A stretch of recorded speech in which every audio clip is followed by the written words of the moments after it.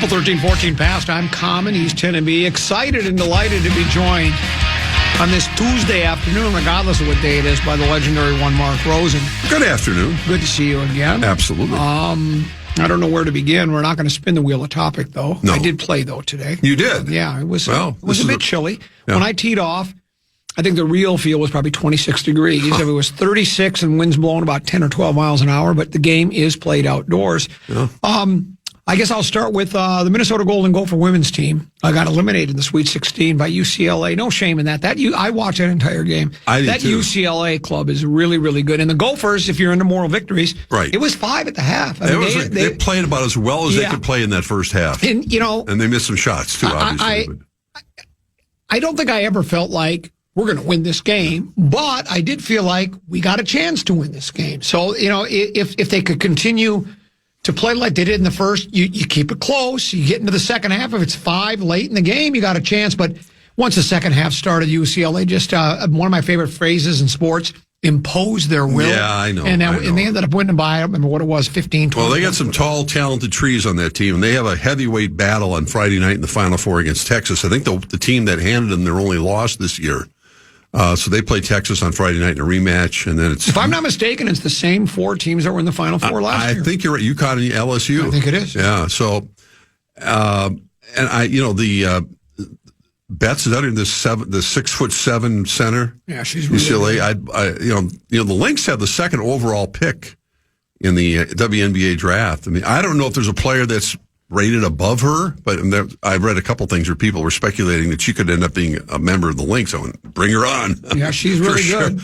Yeah, I mean they have everyone back, and that team is loaded. So I mean, women's basketball is going to be at its zenith this weekend on Friday and Sunday. Obviously, the men's Final Four Saturday, but those are 4, the 4 best teams, and there's a reason why they continue to have those kind of programs with Gino and what he's doing at UConn and LSU, and Texas has moved up in the ranks. They throttled they played Michigan. I think they beat them by like 40 or something. So, I mean, you're finally going to see the kind of competition that you want to see in a Final Four. So, yeah, the Gophers played. I mean, that's and I think everyone feels that they're on the upswing, and they're going to continue to.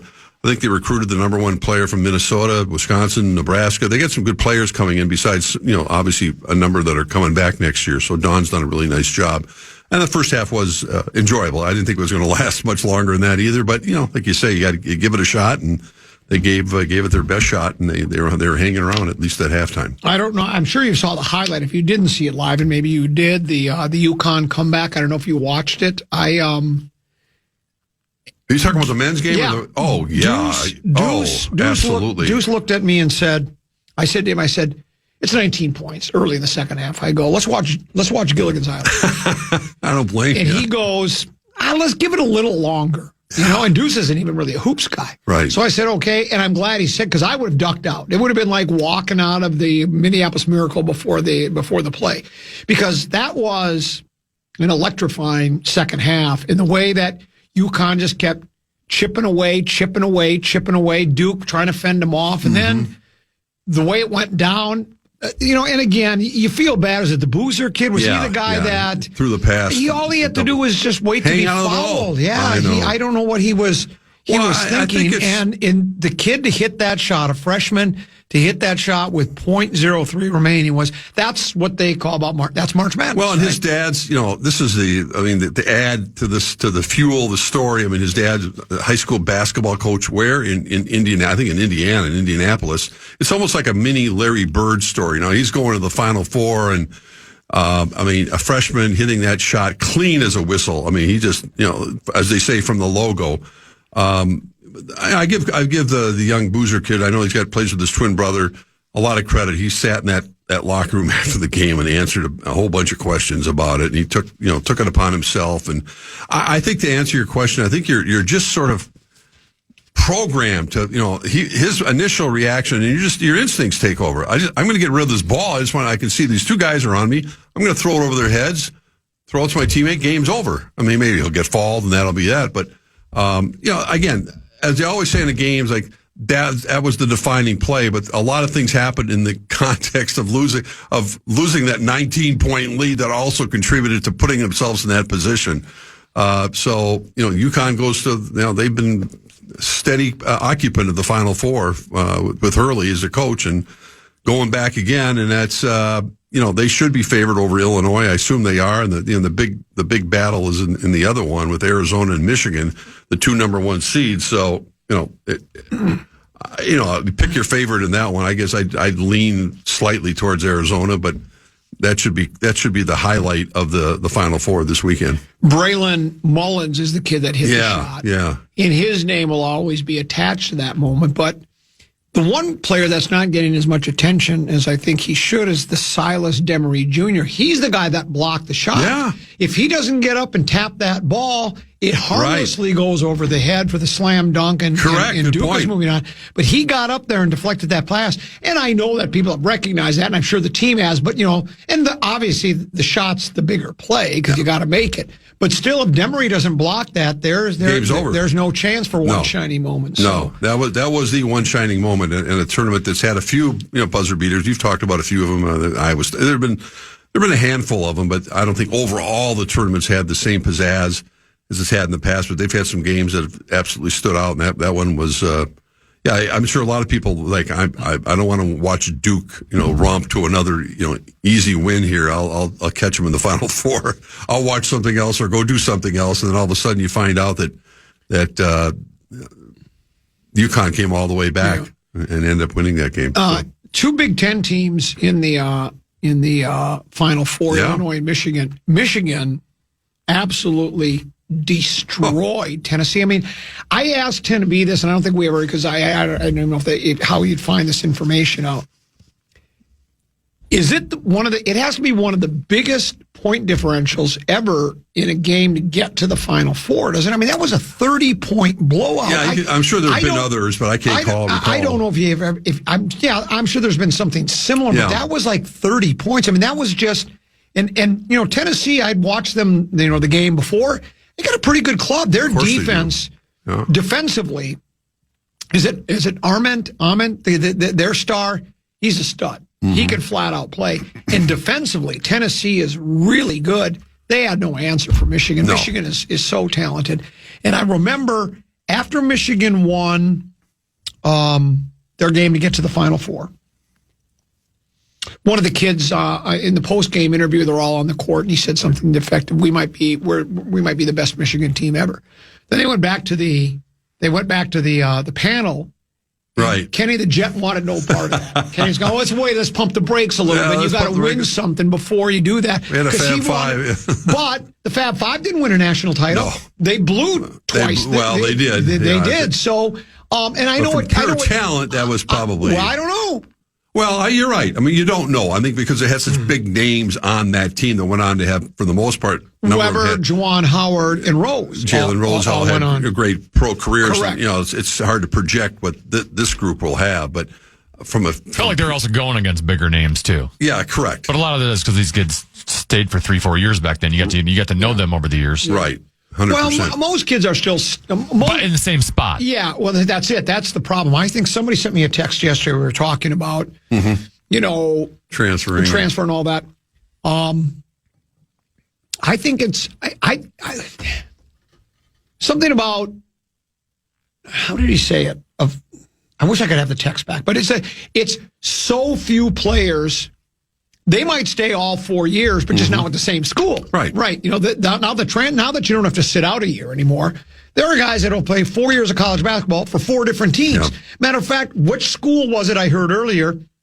The kid played for a team as a sophomore, left for his junior, then came back in his senior year because he wished he would have never left in the first place, and they welcomed him back with open arms. Yeah, you have that option now. You don't have to sit out a year like you used to have, and that's why even I was just reading, and again, it's a small move in the right direction, but it's still important that so far all of Nico Medved's players from this past year are coming back. Now, you might go, "Oh, really? Is that the good news or the bad news?" Because obviously, they're playing. They're playing in the tournament in Vegas this week. That their players are going to get paid some decent money to go out there. I was talking to Grimm about that before he took off for Vegas. But the point of the matter is, it's not that individually, but collectively they're coming back.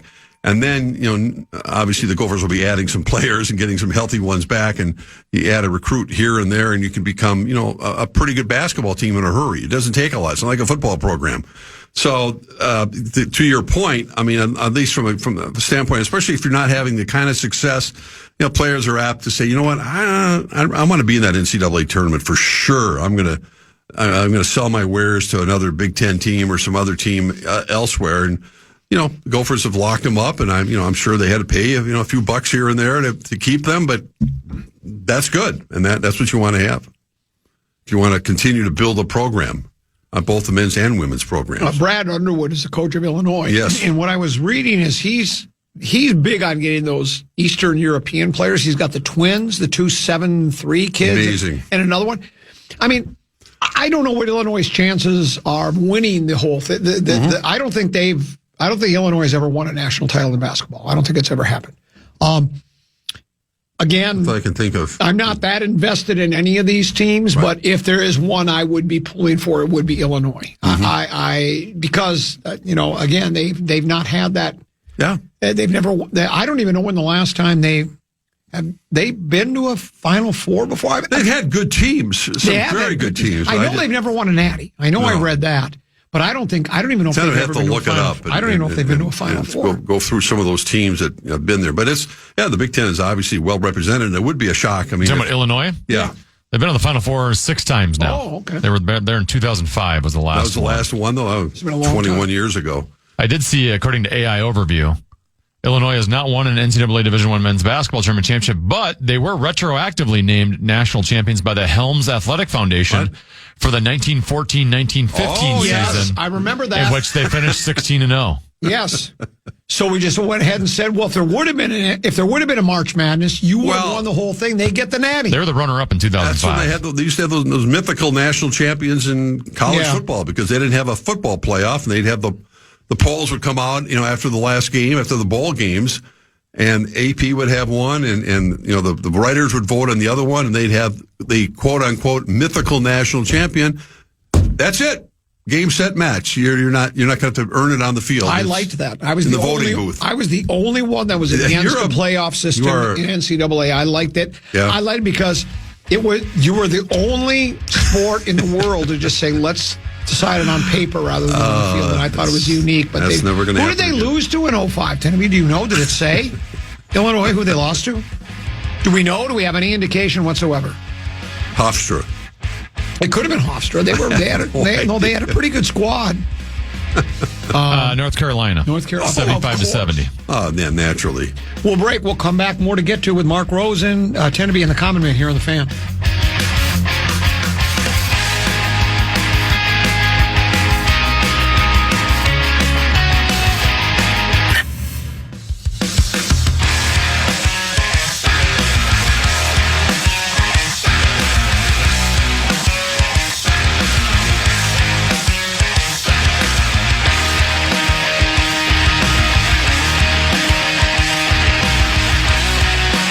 Couple 13-14 past. I'm Common. He's 10 to be. Mark Rosen here as well.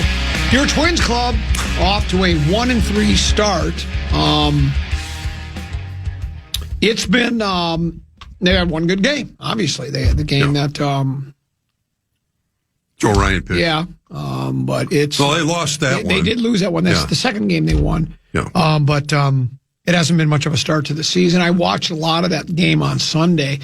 They had they left the bases loaded twice in the last 3 innings.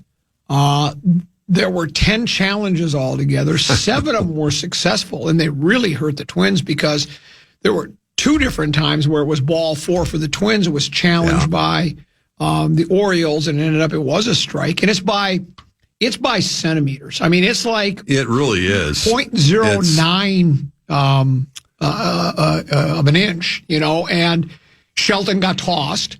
Right. Because he thought the pitcher didn't signal. But if you watch if you watch the replay, he did. Yeah. And I guess at that point too, if you're Shelton, you're grabbing at straws. Even who was it who struck out looking and challenged? Was that Wallner or Larnach? I can't remember which one, but somebody struck out looking, and he used their last challenge. And I guess that's just desperation because the bases were loaded. And it was a strike. That's the third strike and the inning's over.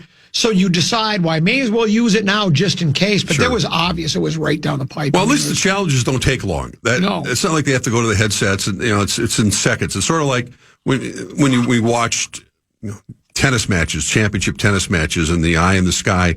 It used to be, John McEnroe would go crazy and yell at the umpire, if you want to call him that, in the seat.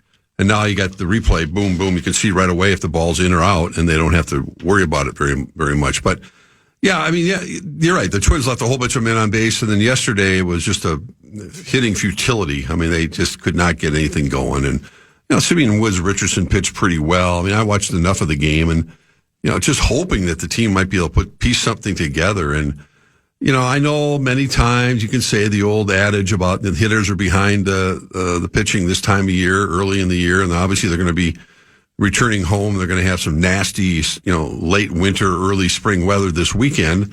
They'll play Friday. I don't think they'll play Saturday, the way at least the forecast looks right now with rain and snow. And then all of a sudden Monday it's going to be in the 70s, so they'll be back at it. But if you had a lineup and you say, okay, and that's not like these guys aren't going to get better, but, Royce Lewis has hit a couple of home runs, which is a good sign. But generally speaking, you look at the lineup, and I heard, I know that the Saints are opening up tonight. It's a little chilly over there at CHS Park, but that lineup they have over there might be, and I know this isn't a preposterous statement, might be as formidable as the Twins lineup right now. Because they have all their top prospects there. Many of those prospects that'll be on the Twins by the summer at some point. But they're all in St. Paul right now. And so that's, again, it's a little chilly out there. People will still go because it's a fun environment. But, for now, bang for your buck, that's not a bad place to go to watch some really high quality baseball as well.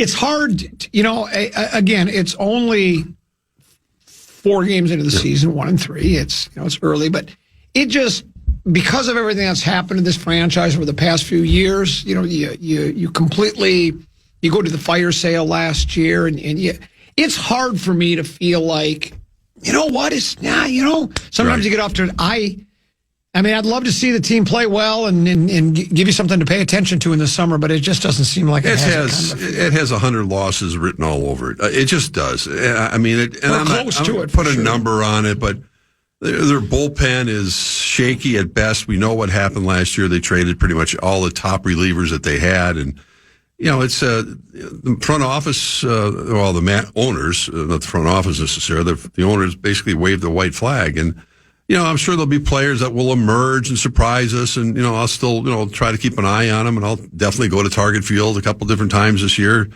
because I like the environment there, but it's just really difficult, even in a division that, is still an opportunity to be competitive in, and maybe they'll shake the tree and figure it out, but right now, there's just not a lot of, Walner Larnach, obviously, Royce Lewis has to do his thing, and, I don't know. It's difficult to kind of summon that kind of enthusiasm for this team right at the moment, and not just because they're off to a 1-3 start, but just looking at the makeup of their roster. They just don't have the bodies to compete, even with a team like Kansas City in the long run.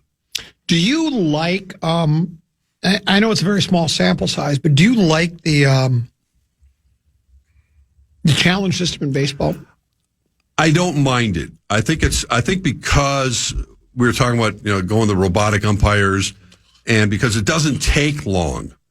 If every single time a Larnach was going to go, I want to challenge that, and the umpires had to take a break and go back to the headsets and put them on and talk to somebody in some other city that's looking at it, I'd go no. But the fact that it takes seconds, right now I don't particularly have a problem with it.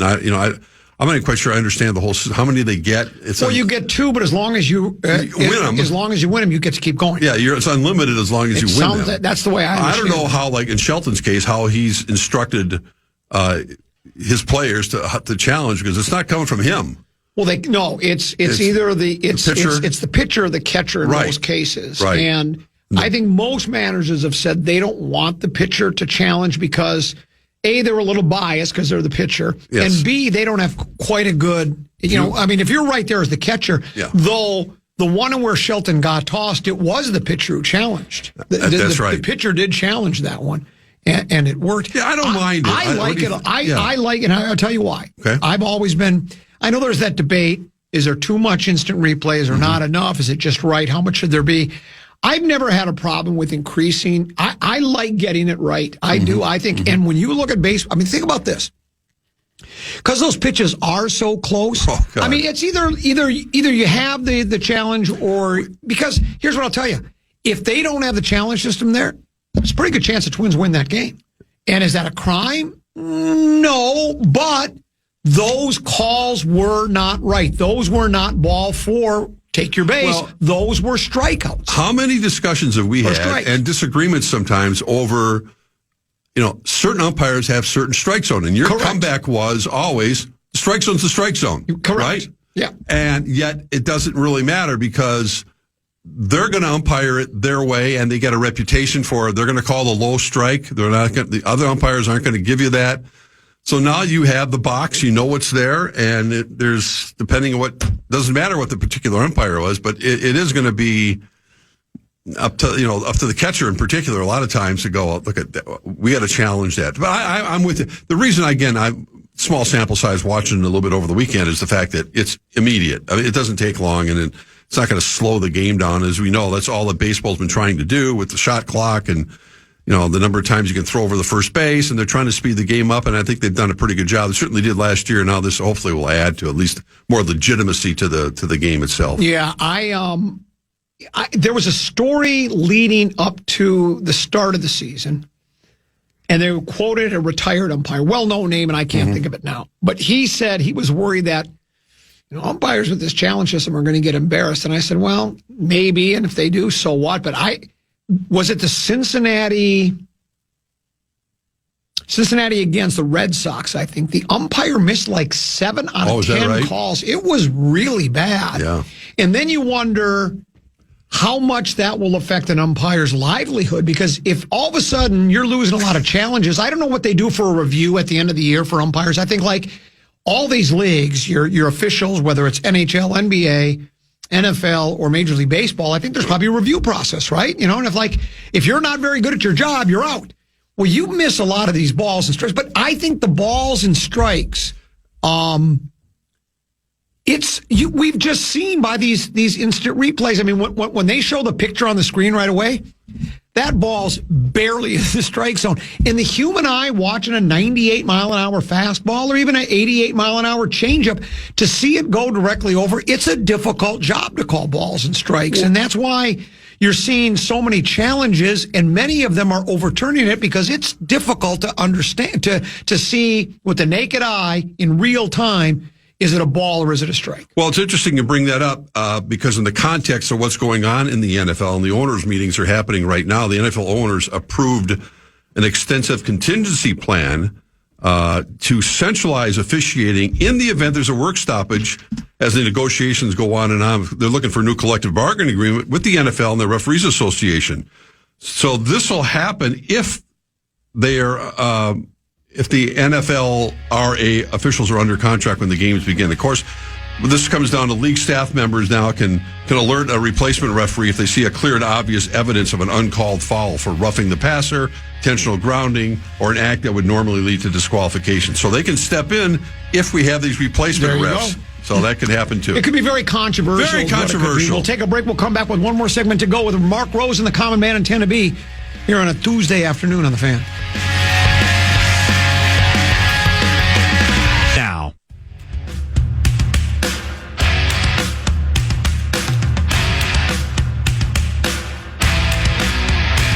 Double 13-14 pastime common. Tennessee here along with Mark Rosen. Over the weekend, Jay Robinson, longtime wrestling coach of the University of Minnesota, passed away, and two legendary Minnesota Vikings, Jeff Siemon, linebacker in the 70s for the Purple, and then Joey Browner, who was a defensive back in the 80s, and I think maybe early 90s, played it maybe a year or two into the 90s with the Vikings. Your thoughts?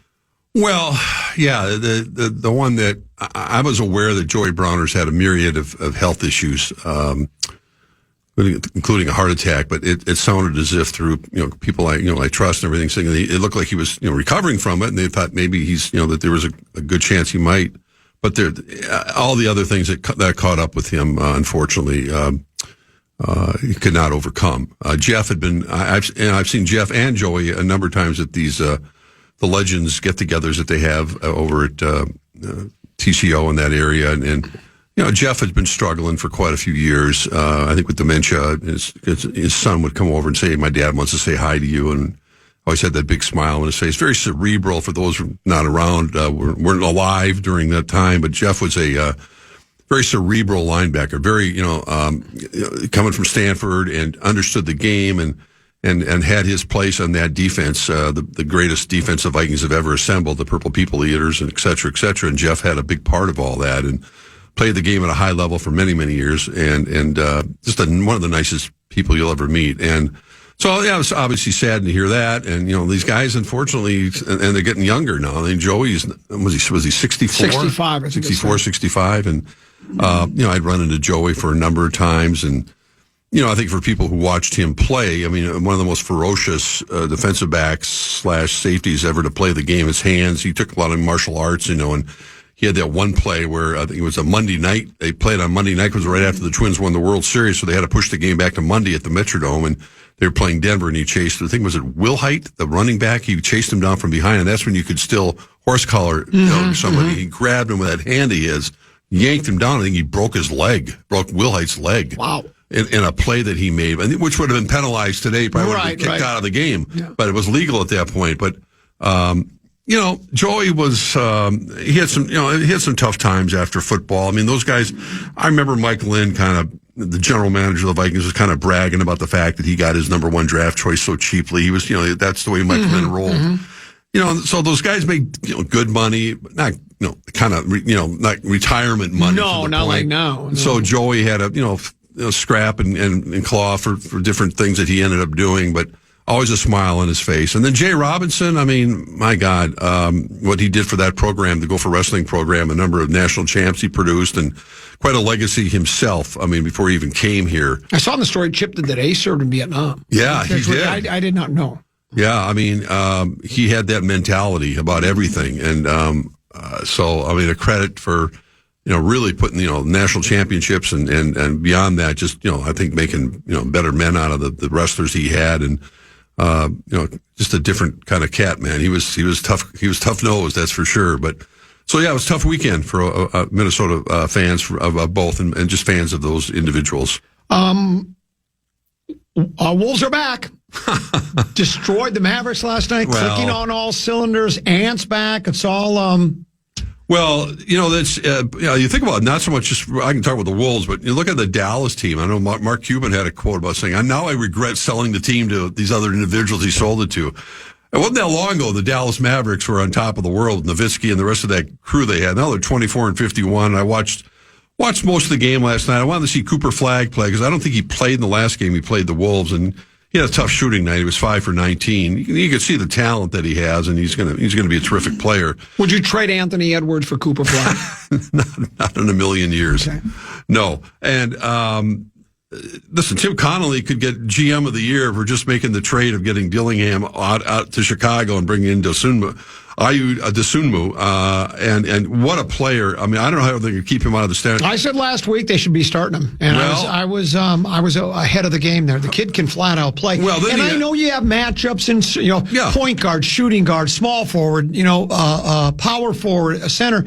I just think you got to find a way to play your best players, even if you have 3 smaller guys on the floor, or 3 bigger guys on the floor, whatever the case may be. Yeah, he brings a lot to the table. Well, he changes the pace, that's for sure. And not only he talk about his point production, et cetera, et cetera. He led the team in rebounds last night with 15, and he had 12 assists. So he plays, we heard about the story with Anthony Edwards had, when nature calls, as they say, that's why he wasn't in the starting lineup. He had to go to the bathroom. Yeah, he had to go to the bathroom. So, things happen. So he came off the bench, but, DiVincenzo is kind of the wild card when you talk about that, Common, because with Edwards back, and Dosunmu back, and hopefully Jaden McDaniels will be back for the start of the playoffs. you got some options here, but when Dosunmu and Bones Highland get on the court you together, like this club, don't you? I mean, they can go from, they're like a Ferrari all of a sudden. They go from being Ferrari? Well, I'm saying they go from kind of your standard automobile with a different sort of pace. They go from an Edsel to a Bugatti. There you go. And you can't do that the whole game. And Bones can be, hot and cold, and he doesn't mind. He's never taken a shot. He's Bones. But, and I like the way Dante's been playing of late. He's tenacious on defense. So I don't know how and there's nothing wrong with bringing Dosunmu off the bench. I'd start him. Well, instead of who? I don't know. Dante? I mean, you got to make a call. If you're the coach, you got to make the call. I'd play him instead of Dante. Yeah. Okay, well, that's a legitimate thing to say, but I think that they're going to continue on with this lineup. I mean, Gobert's having a terrific season. You like Gobert a lot? Well, this is, I think, his best year he's had. Offensively, really? Well, yeah. I mean, he's scoring more, and I think that's going to be a key thing to keep him in the game. He's very intimidating still on defense. You watch these guys get in the lane, and they go, sure? Yeah, I mean, okay. I mean, I'll take your word for it. I mean, he was efficient. He's got a limit to his range, mostly dunking or maybe laying in the ball. That's about it for Rudy. But his defense speaks for itself, and they're just a different team when he's off the court. So, it's going to be fun going down the stretch. And what do we do? It's actually the least he's averaging less in points than he has in the last decade. That doesn't matter. 12 years. Yeah, it doesn't. I mean, I'm just saying that his rebounding, his presence sometimes doesn't show up in the box score is what I'm saying. He's playing, his defensive acumen is... You like Gobert a lot. Well, I think, again, you know what I call Tim him? Connolly, it's not a bad trade. I call him the Stifle Tower. That's yeah. what I call him. Julius has finally woken up after his slumber. He played but he's played some really good games. He still throws in a stinker now and then. Well, he does, and that's why it's imperative that when they get into the postseason, he doesn't have any of those stinkers. And then what about McDaniel? He could be out for an extended period of time. He's our best defender. His shooting, I think, if I read this correctly, he's had his offense has never been better than this year. His 3-point shooting percentage is up. His overall shooting percentage up. His points per game is up. Yeah, he's the guy that's responsible for guarding the most effective offensive player on the other side of the floor. I think we could be in some trouble. I agree. I think they'd have a hard time beating any of the teams they're going to play in the first round without Jaden McDaniels in that lineup. Oh my God! He can be. And he's right. We've watched him hot and cold, and kind of other times seem disinterested, but an engaged Jaden McDaniels is extremely important to this basketball team. So we keep hearing it's a knee bruise, it's this, it's that, and he still has time to kind of heal up. And hopefully it's not, no one is suggesting that he's going to miss the series, which starts April, I don't know. April 18th or 19th. 18th or 19th, something like that. Yeah. So, it's a very competitive, we know what the West is about. You got Oklahoma City and San Antonio. They're cut above the rest of the teams in the West, and then you got the rest of them. I mean, I'm saying you throw them in a hat, but for the most part, the Lakers, Denver, the Wolves, Houston, I think might be a step behind. I'm not as impressed with Houston after watching them of late. And then it depends on your matchups. I mentioned Denver as well. Dr. Craig Bennett is the Mayo Clinic sports medicine doctor. Okay. He did the MRI on McDaniels. It revealed left knee patella tendinopathy and a bone bruise. He's listed as week to week. Right. And further updates of his progress will be provided when available week to week. Right. Well, we're just a couple of weeks away from the playoffs. What if he's not able to play? So you think if he's not able to play in the playoffs, we're a one and done in the first round? Depending at the matchup, but I do think they're going to have a lot. Right now it would be the Lakers, right? Yeah, right now it would be the Lakers. That could change in a day. Well, no, maybe right now it would be Denver, because I think we're one game up in the win column over Houston, I think. Same in the loss column. So right now we're the fifth, but we're only half game separates us. But if the playoffs were to start today, we'd be 5, Denver would be 4. We'd be playing Denver in the Mile High City. Right. Then we've got time zone change. We've got altitude. We've got jet lag, and without McDaniel, I think at best it's a gentleman's sweep. We lose 4 games to 1, and it could be a 4. I'm not quite sure about that, but I think that Jaden is. They got 2+ weeks, 2.5 to kind of get ready, and let's hope he's ready to go. And again, it's not just a matter of being healthy enough, you got to be efficient enough when you come back from that injury. If he hasn't played at all and won't probably until the playoffs, That's correct. Then you have to have extended workouts and getting that lather worked up and doing the sorts of things that Jaden McDaniels can do. It's not like they can't win without him. It's just it's really difficult over looking at a 7-game series of seeing how valuable he is. And then you have to rely on Terrence Shannon and again you got the combination of they're a smaller team. Obviously without McDaniels, and he's got such he plays such a strong two-way game when he's engaged. He's a hard matchup, and he's a really tough. He gets in foul trouble a lot, but they're certainly a much better team when he's in the lineup. Right now, DraftKings has the Wolves at 45-1 to win the NBA championship. That's win the NBA. That's like ninth of. So they're like. There's 8 teams that have better odds. Well, I'd say even just getting back to the Western Conference Finals is going to be much more difficult than it was the last 2 years when they were in the Western Conference Finals for no other reason, than again the competition is better this year. I think overall, the Lakers are on a hot streak. I'm not saying that you can't beat LA. You certainly can. I like their matchup for whatever reasons. It seems and I know they've lost to Denver. But I think of late, that the Wolves match up better with Denver than they do. Really? Lakers. Yeah, I do. Yeah, I just think there's, they seem to, the Nuggets seem this year, the Nuggets have had our number, haven't they? I think overall they win have. The series 3-1 this year? I think they have, but I don't. And the one playoff series we beat them in, that's because Big Meow was defending Jokic. He was the best at it. We don't have him anymore. I think Big Meows, but then other teams looking at the Big Meow right now, going, "Let's just go after Towns because he's a defensive liability for the Knicks."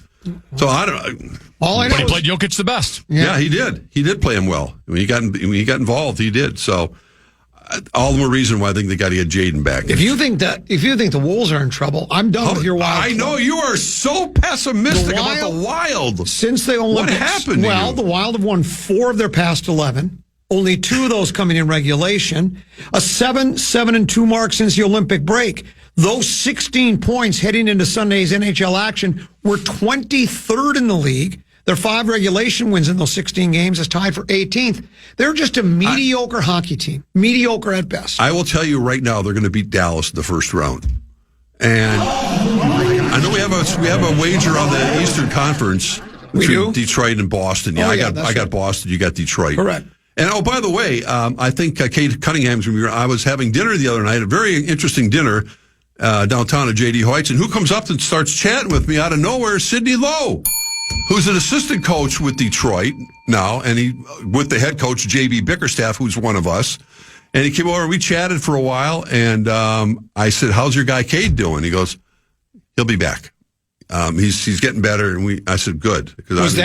Was that information that was supposed to be kept under wraps? He told me. He knows what my job is. Off the record? Or? Yeah, no, it was not off the record. You're sure it wasn't off the record? Well, it isn't anymore. No, it was not. I mean, but I think most people have felt that. You're doing a hell of a job supporting the restaurants in this town. Now you're at J.D. Hoyt's. We had quite a night. Well, it would have made quite the round table discussion. We had Andy Luger, started with the Dings, Pat Kessler, his wife, Mim Davey, who's the GM, my boss over at Fox 9, and Karen Nelson, who I happen to be married to. And it was a 3-hour all the beautiful conversation. Paul Molitor was there, too, in a different booth. 3 hours of nonstop. We covered everything under the sun. Meanwhile, I'm spending time out on the golf course with drummer guy, Steelers guy, and Bill Bates guy. I'm just talking. See, I'm a person of the people. Well, I am too. But you are. And I'm taking my kids to Dairy Queen. Yeah, that list of luminaries at J.D. Hoyt's. You're not an everyday. The context I brought this up in was because Sidney, we were talking basketball, and Sidney Lowe, who covered here, when he was the head coach. Side at the Lexus Club one day. No, it's okay. You're a beautiful person. I deserve it after all this. You're a beautiful person. We were just having dinner. We were having we happened to be sitting near the door, but nice. How much will we have to pay you to just go to Olive Garden? What are you talking about? Chili's or an Applebee's? Oh, are you kidding me? I've had more dinner. Oh, please. I used to be at the. Oh my From God. the Capitol Grill. You know how many- Just the other day you said you were at Murray's Steakhouse. J.D. Hoyt's. J.D. Hoyt's. You know how many? How do we get you to Outback? Okay, I've been to Outback many times. You know how many nights and breakfasts I spent at Perkins over on? Well, Perkins is great. Over on. I know they're like one of them open right now. Perkins, Embers, Uptown Grill. All these places, nighttime stuff that I used to go to all the time with my friends. But you don't anymore because you're too big time for those restaurants. They're closed. No, tell me. I mean, I know there's a Perkins not too there's far Perkins from here. everywhere. Well, not everywhere. Yes, there is. No. I've been to... Larry Mandela guys, here we go. Does Mark Rosen, you can say it both ways. There we go, Larry Mandela even guy. think before he speaks? He said Gobert's having his best off season, despite the fact his scoring average is the lowest in 10 years, like Tennant B mentioned. But you said he was having the best offensive season of his career, and he hasn't. It's the worst he's had in 10 years.